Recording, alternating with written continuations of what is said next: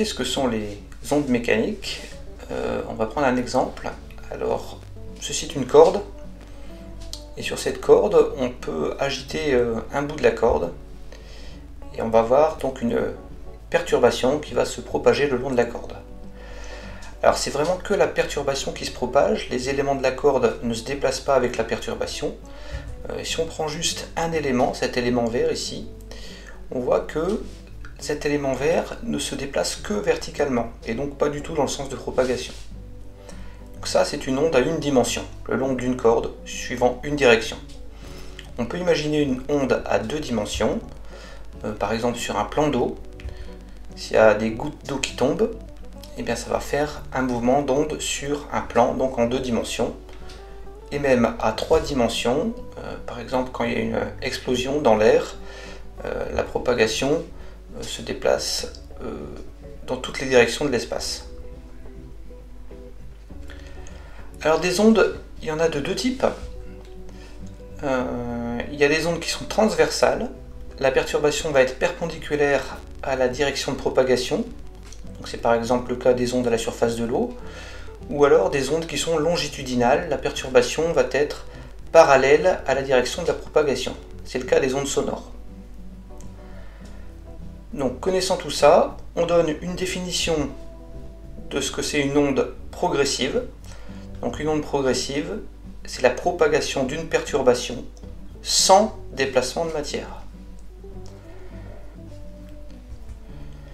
Alors si l'onde se propage, on va pouvoir mesurer le temps qu'elle met pour passer d'un point A à un point B.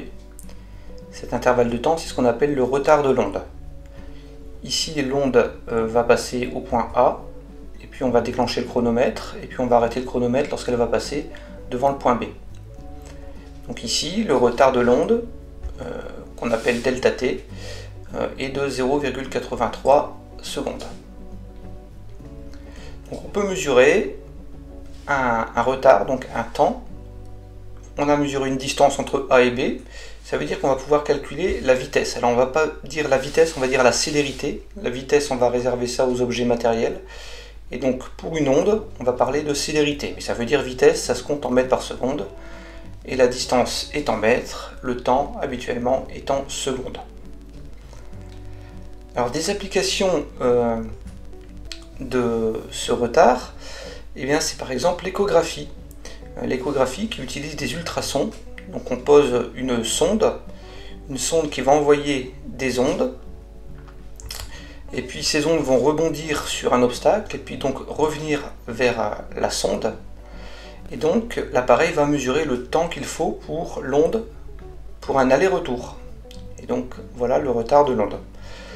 Si on connaît la célérité de l'onde, on va pouvoir en déduire la distance parcourue. Et donc ces distances enregistrées par l'appareil sont traduites ensuite en images. Une autre application concerne la localisation de l'épicentre d'un séisme.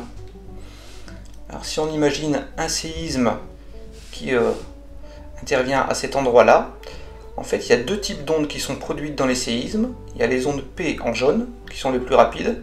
Ce sont des ondes de compression longitudinale. Et les ondes S en rouge, qui sont plus lentes, ce sont des ondes de cisaillement qui sont transversales.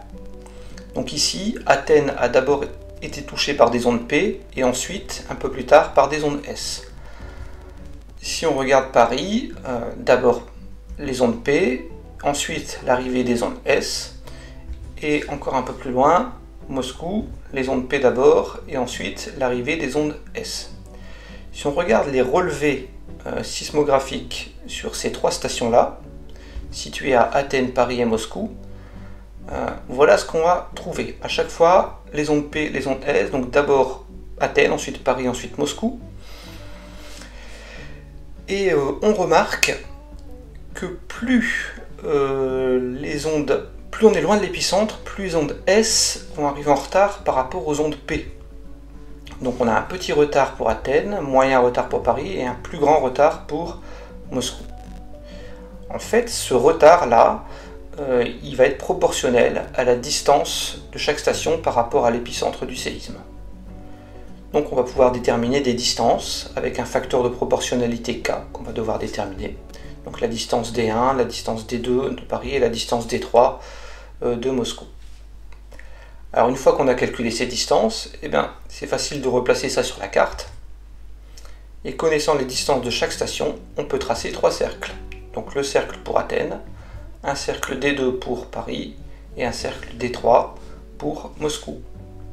Et l'intersection de ces 3 cercles, on retrouve l'épicentre du séisme.